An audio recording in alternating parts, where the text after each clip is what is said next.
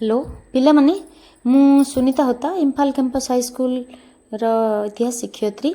आज आम आम दशम श्रेणी इतिहास बहिर द्वितीय अध्याय स्वतंत्र ओडिशा प्रदेश गठन प्रथम पाठ ओडिया जातीयतार विकास उपरे 2 मार्क पाई उद्दिष्ट समस्त प्रश्न टेक्निक भाव में खोजी बाहर कर देइछंती। वर्तमान मु बाहर कर देइछि आ तुमे माने से गुडी को देख एवं तार उत्तर खोजी बाहर करने चेष्टा कर नचेत मु परवर्ती समय रे मु तुम उत्तर गुड़िक उपलब्ध करी देख।